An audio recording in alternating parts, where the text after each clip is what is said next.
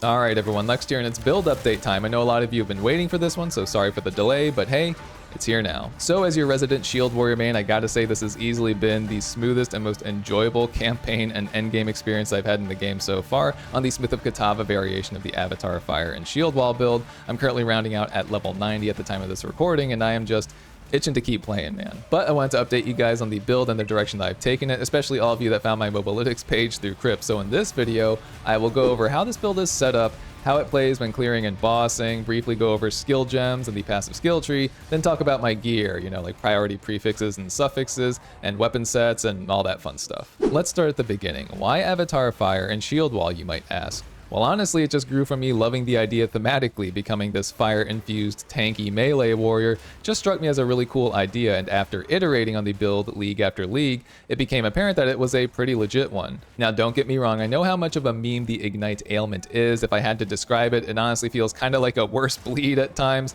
but I really like the idea of capitalizing off of a big hit by dealing a ton of damage over time based off of the damage that attack inflicts. And as Avatar of Fire, Ignite damage is the most obvious way to do this since it's just added on to every attack we perform now. But let's get into this version and how it works. When it comes to clearing, we are mostly just using Fortifying Cry and Resonating Shield, which should be more than enough to blast mobs down in a tap or two, though truth be told, your weapon and shield do have to be in a relatively decent spot depending on where you are in your endgame journey. We'll go over more of that in the gear section. With how we are built, we can expect a minimum of 3 empowered attacks each time you Fortifying Cry without hitting any enemies, though obviously sometimes you'll get much more depending on the targets you do hit with the shout, so it helps to glance down there every now and then to capitalize on shooting out as many shield waves as you can from each shout. And I mean, that's basically it. We're blood magic, so we're not using mana, and we have a lot of life regen, so this is easily spammable while clearing, and we have Fiery Death socketed as well to help clear mobs that are chasing after us. Prioritize killing the ranged mobs to encourage the chasing, and don't forget to use Leap Slam for mobility and just, you know, positioning yourself to clear the juiciest part of a crowd. Shield Wall plays a small role in clearing here, mostly to nuke down hardcore rares or to wipe a really strong group that you think could give you a little more trouble than you're used to. And truth be told, you might want to use Shield Wall a bit more often depending on how your earliest mapping experience feels. It can feel like Fortifying Cry doesn't do enough damage without a good enough shield and weapon combo, so I'd recommend shotgunning things with shield walls if your Fortifying Cry by itself doesn't feel like it does enough damage, which is what I did for a bit while leveling in the early endgame. However, shield wall's main purpose is to nuke down bosses, which it has been doing swimmingly for me. The Fortifying Cry combo, though nerfed, is still the ideal skill to use when detonating shield walls because you're just sending out an extra wave of damage that is also based on your shield's armor rating. Just because it doesn't shotgun anymore doesn't mean it's not good. We're also empowering our shield walls with Infernal Cry as well for a huge percentage of fire damage gained, and I think at this point it makes sense to go over the skill combo you want to use when it comes down to nuking bosses. First, you just want to focus on fully breaking the boss's armor, filling up your rage bar, and if you are the Nebulock version of this build, stacking up some endurance charges. I was doing this with Magma Barrier early on before automating them, which we'll go over later. Once you have a full rage bar, the boss's armor is fully broken, and you have a couple of endurance charges, it's time to sunder the boss to inflict the sundered armor debuff, which is a limited time damage boost you want to take advantage of. So this is when we plant down a shield wall and detonate it with Fortifying Cry, and you repeat if necessary. Two things I want to talk about with this method of boss killing, however. One is that I sometimes find myself using Resonating Shield instead to blow up the shield wall if you've got some shield waves stocked up from Fortifying Cry. This lets you get more value out of each Fortifying Cry since you don't have to worry about bypassing the cooldown with something like Enraged Warcry 2, which means you can socket in an extra damage support gem to hit even harder with the shield waves. Just make sure we're using the endurance charges for Nebulock criticals rather than accidentally expending one to bypass Fortifying Cry's cooldown when socketed this way. And just as a quick note, you should obviously re-socket Enraged Warcry 2 back in when clearing because we need to shout a lot more often while doing so. The other thing I wanted to mention was the Ignite itself, which we are using to burn down single targets very quickly.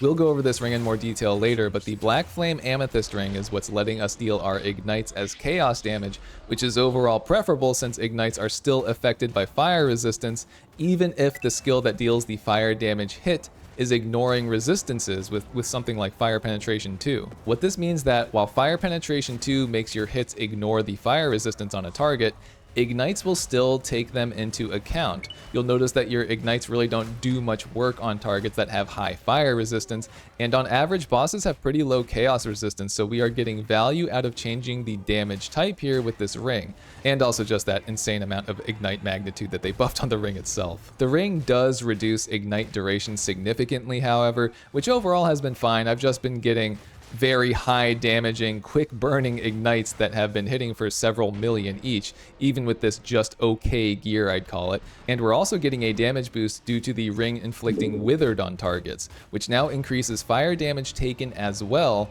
but we'll talk about that more in a bit. For now, let's go over the skill and support gems. Alright, skill and support gem time, though I'll be honest, I'm not playing with a ton of the new toys here. I played around with a bunch, but many are either geared towards physical damage or just felt kinda clunky to use, at least for my build and my purposes, but I'll still mention them because I think you might just want to know about some additional options here. Alright, here we go. First up is the star player shield wall, and since we are using Nebulock, we want super critical. Huge boost in critical damage bonus at the cost of less critical hit chance, which we don't care about since Nebulock lets us crit 100% of the time when consuming endurance charges with it. And the rest are basically just aimed at cranking up the elemental damage here and bypassing elemental resistance here.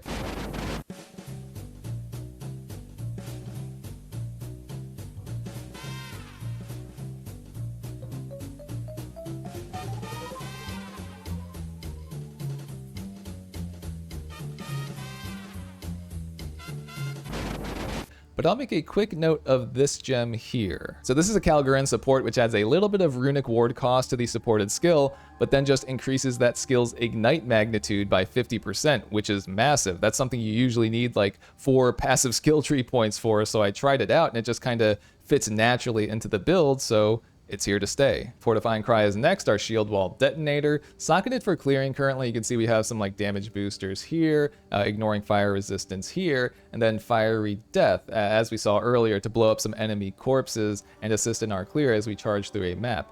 And Enraged Warcry 2, which lets us bypass the cooldown of the Shout with Rage. Real quick, and you don't have to do this if you don't want to, if you want to be lazy about it, and I know I'd like to be, but it feels super inefficient to have something like Fiery Death socketed in for a boss fight. That's never going to do you any favors, and I've also been using the Resonating Shield tap method of blowing up shield walls during boss fights as well, so I can remove both Fiery Death and Enraged Warcry and replace them with Elemental Focus, oops, wrong skill, and Super Critical like Shield Wall, so this will be hitting a lot harder in boss fights. We don't really care about the ignite this thing deals, we care about the ignite on Shield Wall, and this will just crank up its damage during that Shield Wall combo. And again, these two, you got Enraged Warcry and Fiery Death, you don't really need them for boss fights, so that's my justification for these swapping out support gems there. Oh, and I should mention this now while we're going through the list. Shield Wall here is socketed to Weapon Set 2. Very important, and Fortifying Cry we use in both weapon sets. You'll see how in a minute. Speaking of which, Resonating Shield is next, just socketed in a way for more armor breaking, to generate rage while we're using it, faster attacks, and for more mobility while we're channeling it while clearing. And this is also set to Weapon Set 1. However, real quickly, I want to talk about the support gem in the middle here called Deadly Resolve, and I've heard people knocking it, but honestly, it always feels good to me as like a clearing assistant. Like seriously, the swipe can hit multiple targets pretty easily, and the damage is based off of the skill gem level and our armor. Just seems like a no-brainer, and I like it, so it's here to stay. I'll mention one potential consideration here, which is this support gem, Stern's Mountain. You can socket this into Resonating Shield, and it basically makes all of your other skills deal 20% more damage if you blocked recently. Though the reason I'm not using it is because I am surprised at how often I am not getting hit while I'm actually clearing. I'm often just killing mobs super quickly or stunning them outright with the Resonating Shield and Fortifying Cry, so I don't realize the benefit from this one as often as I thought I would.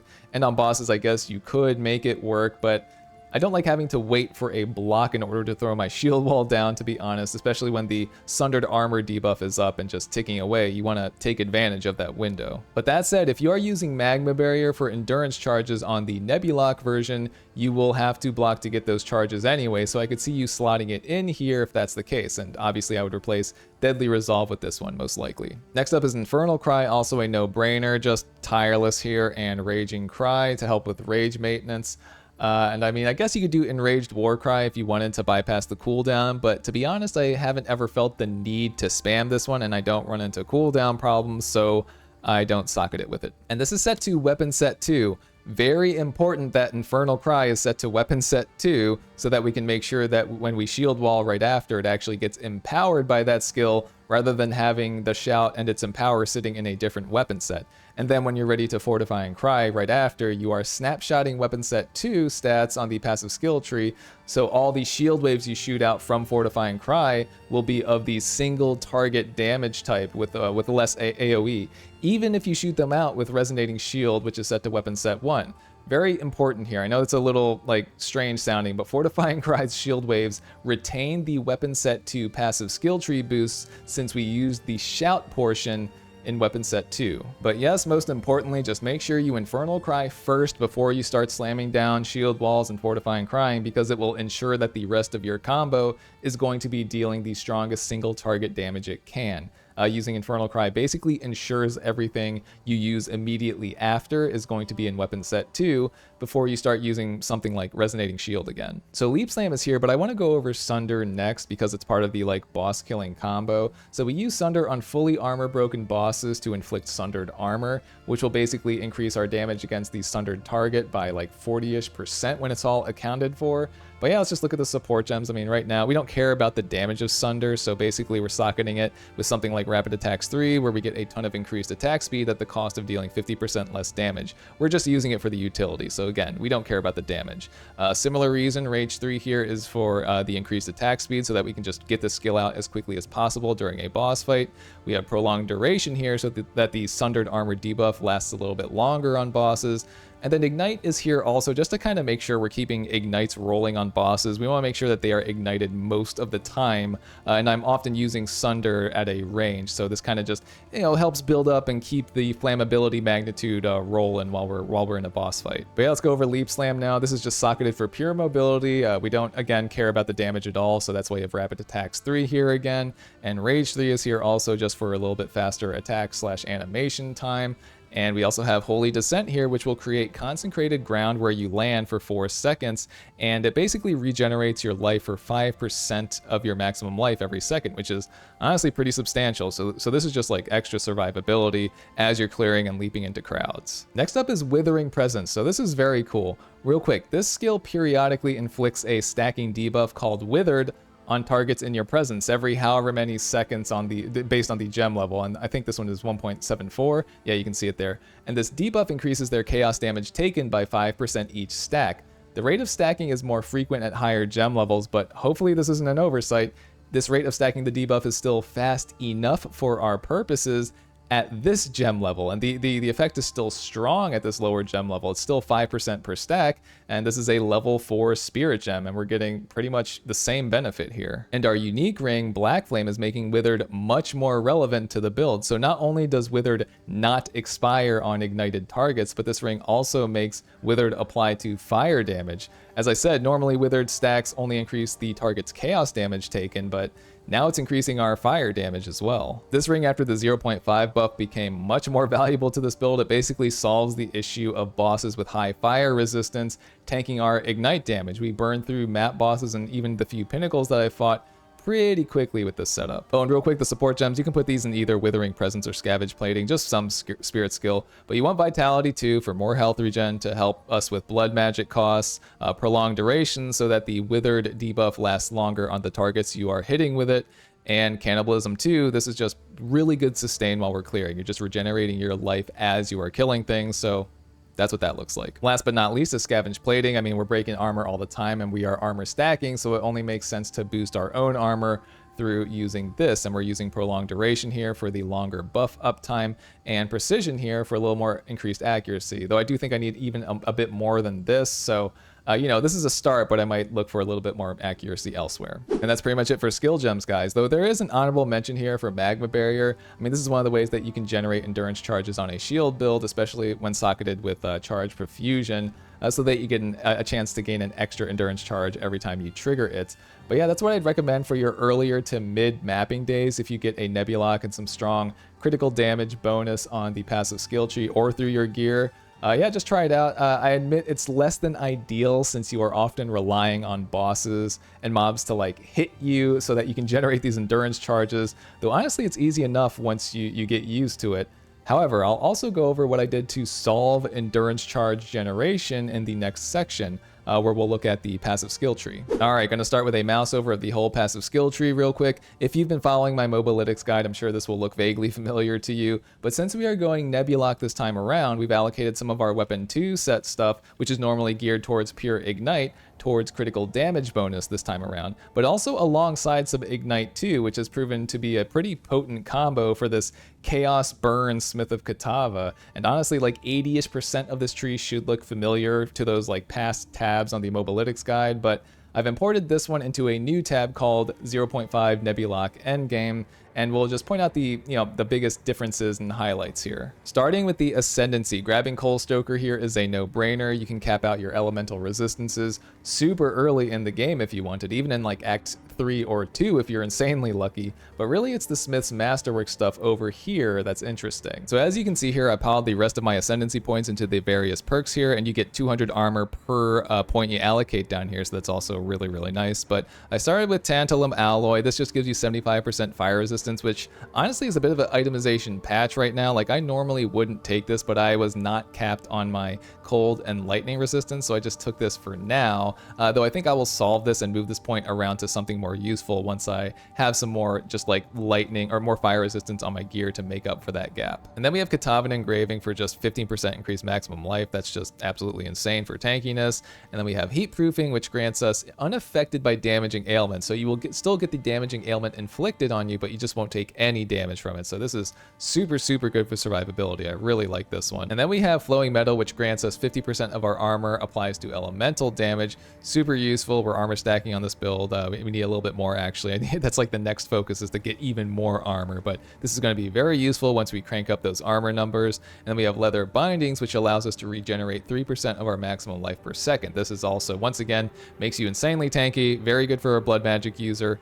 etc. And then lastly, we have Tribute to Atula. This is similar to the first one, actually. This is just kind of like a band-aid, essentially, because I need more spirit, and I bought a fairly pricey amulet, but it would be way, way more pricey if it had a spirit roll on it. So I just opted to make up for the spirit loss or the spirit that I needed by hitting this one. But as I scale up and get better stuff and I'm able to just get more spirit on my gear, likely on the amulet, that's gonna be pretty pricey, I'll probably respec this one into one of these other ones here. Like this one, Dedication to Kitava, 100% of your armor applies to chaos damage, is crazy useful. Internal Layer, this also just removes, 100% reduced critical damage bonus from monsters is like really, really good also, super tanky. And then Molten Symbol, which grants 25% of physical damage from hits taken as fire damage. So I will at some point respec either, Tribute to Atula and Tantalum Alloy into one of those three. Those are all good options. And real quick, let's go over my anointment, which is down here. It's like a secret anointment, but it's called Thaumaturgic Generator. I hope I'm pronouncing that correctly. But yeah, this is here, and this is what solves endurance charge generation for us. If we have mostly strength support gems socketed, we've basically got a very high chance to generate endurance charges every 5 seconds, which you've likely been seeing my character do in some of the clips here. This is amazing for a Nebulock build since you just don't have to worry about endurance charge generation really, and it frees up a whole skill slot for us once we anoint this, since we don't need something like Magma Barrier to do so anymore. It's also not as pricey as one would think. The priciest part is Isolation, obviously, which is running around 10 div currently. I bought one when it was around 7, but they can actually drop in Delirium maps as well every now and then. I actually found one after the fact and sold it. So again, I would only grab this once you are pushing level 80 and are fully committed to the Nebulock setup, and you have a decent weapon and shield in place. Anyways, onto the passive skill tree. Honestly, business as usual. We're just grabbing these useful attack speed or skill speed nodes here. You can check the Mobalytics link to see what my leveling builds look like, but I do tend to grab these pretty early on. And then we have this weapon set 2 critical bonus node or bonus branch here. And honestly, I would not grab this until, again, you have Nebulock and are ready to fully commit to the critical damage lifestyle, which means you're able to grab this and a few of the other critical damage bonus branches on the tree. Like before you reach that point, you can put these weapon set 2 points into like more hit damage, or even some like ignite magnitude or ignite things here and there. Like over here is a decent node to put some points into for ignite magnitude. Again, this is just earlier on in mapping before you get Nebulok and are set up to deal those big crits. And I path down here for Polished Iron, which is giving us some extra stun threshold based on our armor rating. And you know, weirdly enough, I felt like I was getting light stunned so much more than usual in this league, and I felt like I just needed a little extra padding of stun threshold. You know, usually Ignore Pain, which is, where is it, down here? Yep, Ignore Pain is enough to like solve my stun threshold issues by getting a bunch of stun threshold via rage generation, but it just wasn't cutting it this time around, so I decided to path to this, which was fine. We want the armor anyway, and it's been feeling pretty good. And then we path down this way. Again, through the campaign, you're grabbing this stuff like, you know, as early as Act 2 and Act 3-ish, you know, all these empowered damage nodes and these just crazy good attack damage nodes. This one at the cost of some attack speed. But yeah, then we have this critical damage bonus node up here, which is obviously, once again, when you're ready to do the Nebulok setup, you want to grab these. And then we also have these ailment nodes down here, which are really strong for your ignites. And I actually grabbed these as early as Act 4 because we're dealing some significant ignite damage once we convert to Avatar Fire around then. But yeah, then we would just path down this way, grab these to make your Resonating Shield clearing feel so much more faster. Again, super, super useful nodes if you're clearing with that Resonating Shield. Obviously, grab these Maximum Rage nodes, and of course, Ignore Pain, as I just talked about. And then the Molten One's Gift, which is what makes our our full armor break debuff applied to our fire damage. And this is something, again, that I grab as early as Act 4. Very, very useful, notable. Then we move along here along this path for some more quality of life stuff. These are insanely good nodes for movement speed as a armor stacking warrior if you're wearing heavy armor.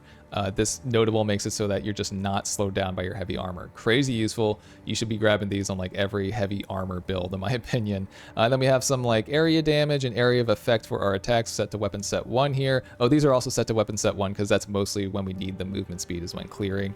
And then this notable gives us a little bit of cooldown recovery rate, which is, you know, semi-useful for our shouts when we're not using Enraged Warcry. Then we move over here, and I am going to respec 1 passive skill tree point in weapon set 1 to get Adrenaline Rush, which will also increase our movement speed substantially. So, you know, just a note, that's why I'm pathing to this one, but you can see I'm out of passive skill tree points for the weapon set, so I'm probably going to shift one around after I level up. But yeah, we just work our way down here, and you do want to grab these nodes here pretty quickly as far as when you're mapping, because Engineered Blaze is just a huge boon for your AoE, especially since we're just igniting targets all the time with Fortifying Cry while clearing, and this will just basically give you that 40% increased area of effect for attacks as just like a perma buff. And the other is just Ignite support for weapon set 2. We've got increased flammability magnitude, which is fine. Ignites you inflict deal damage 4% faster, which is decent. But then ignites you inflict deal damage 18% faster, which is pretty significant. I think it's also important to grab these attack speed nodes here. There's some blind stuff all in there as well, which kind of helps with pseudo tankiness, but this is mostly for the attack speed here for both shield walls, resonating shield, etc. Just all of our skills really. And then we go back up here for some weapon set 2 skill points. Truth be told, I'm probably going to respec a lot of these because it's just not efficient. You know, we're getting fire penetration here, which you don't really need, and we're not always heavy stunning like pinnacles and stuff like that, so overheating blow may not be the most relevant or the most active at all times. Fulmination is pretty good, as are the ignite magnitude nodes, but I just feel like, you know, once I get that from nothing diamond, so I can allocate passive skill tree points around resonance, those are some of the best critical damage bonus nodes in the game, and that's probably where these points are going to go. Yeah, just real quick, I'll show you where they are. It is around, here it is. Here's resonance, and these are the points that you want here, critical damage bonus. These are just crazy good. You just get all 5 of these, so you're going to need 5 weapon set 2 skill points to allocate here.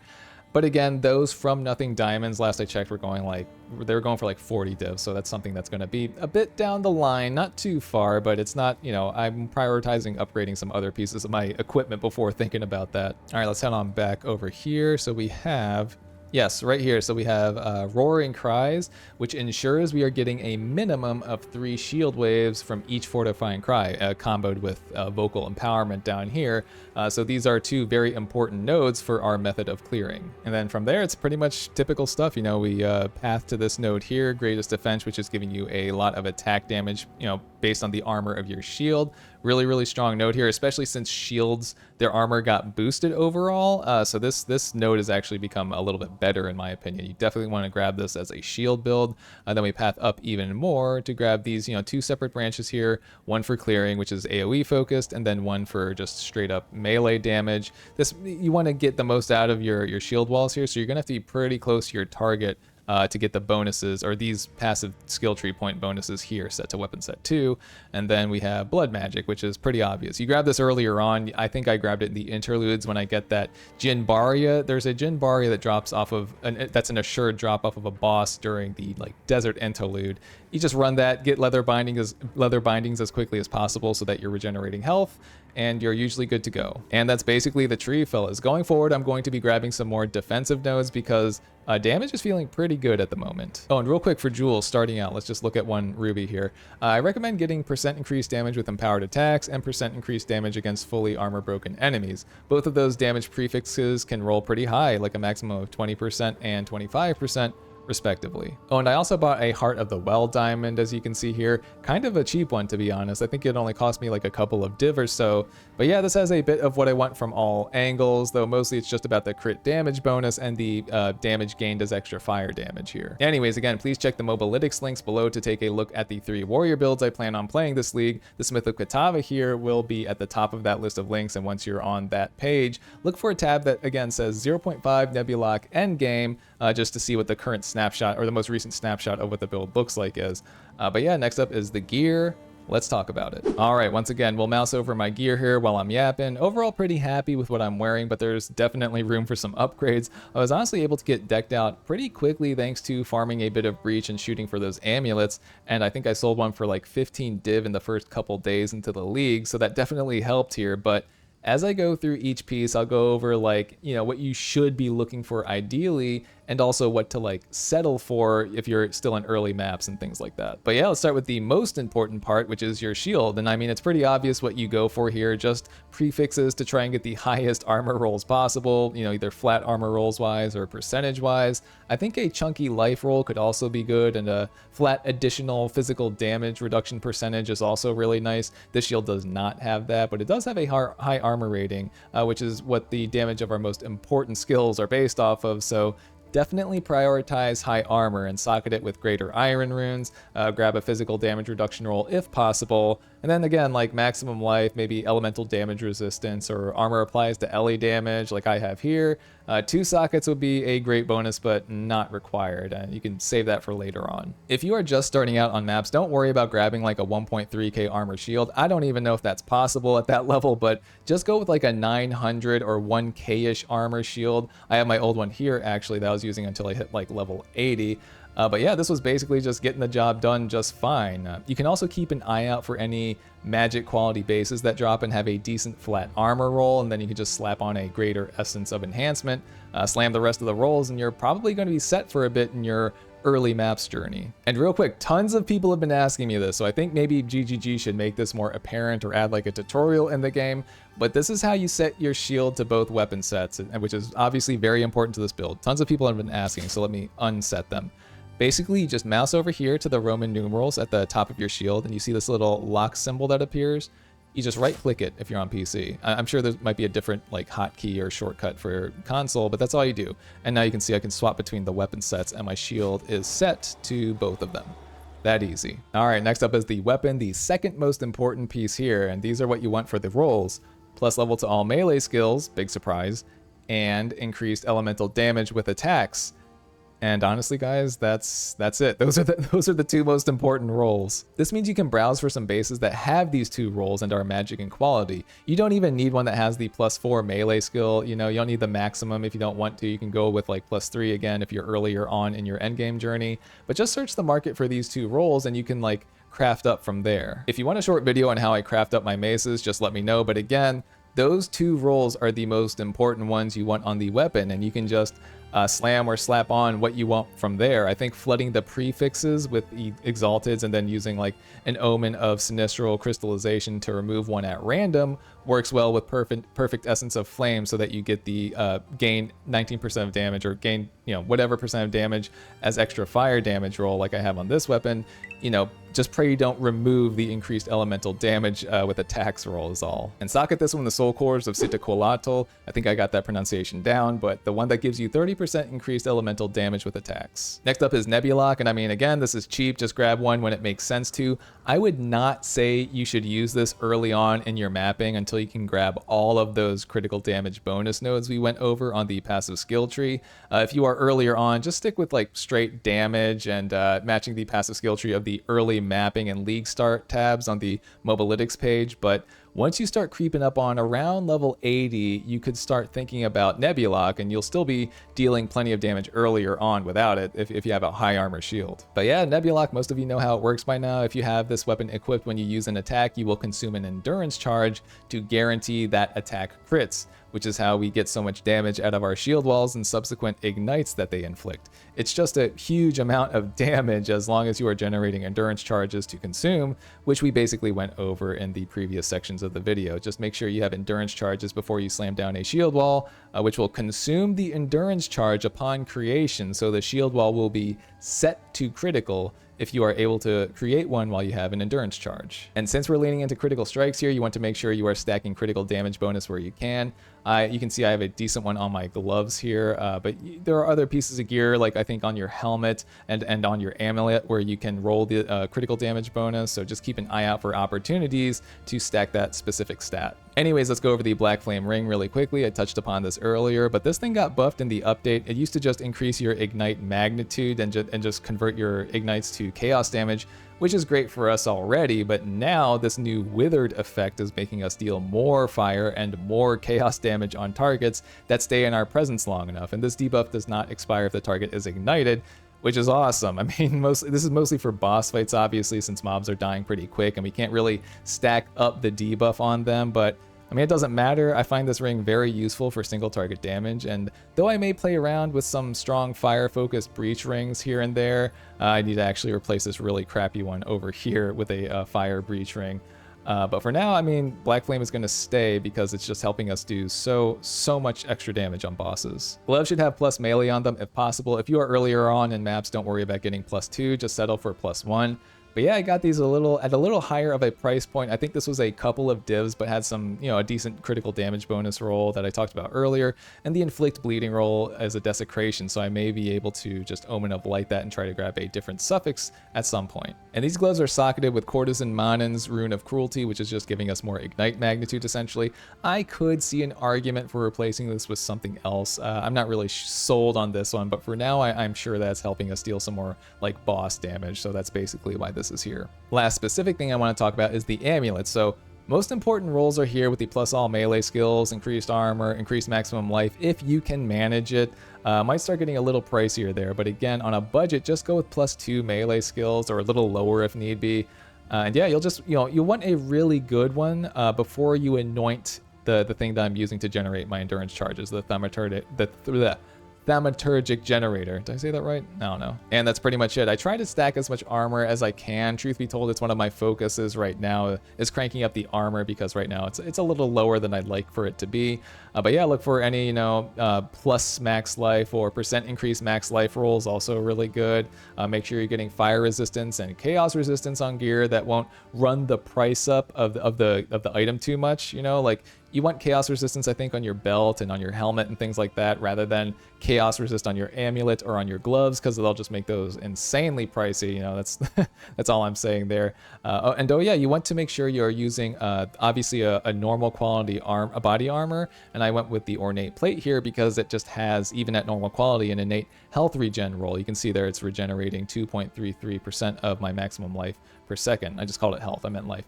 But yeah, and I also runeforged this. Since it's a normal quality item, we don't lose a ton of armor by runeforging this, and that's what lets us use that ignite support gem, that Calgarian support gem, because we have a little bit of runic ward from runeforging our body armor. All right, guys, that basically covers it. I hope you learned something or are enjoying the update as much as I am. This is easily the most fun I've had in the game, and I just look forward to playing it every day, man. Again, links in the description for the Mobalytics guide for this build and the other two that I plan on playing at some point in this league, but that's going to be it for this one. I will see you guys next time.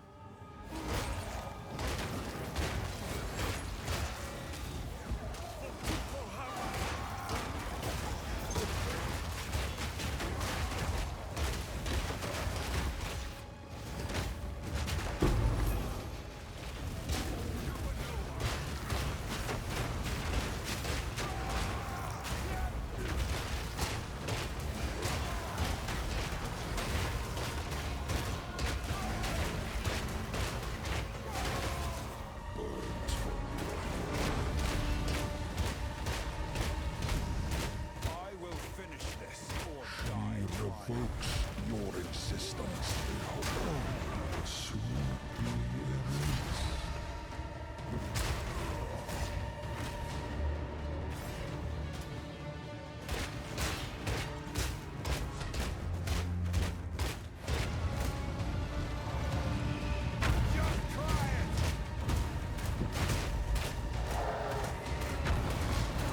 You tarry, you rot.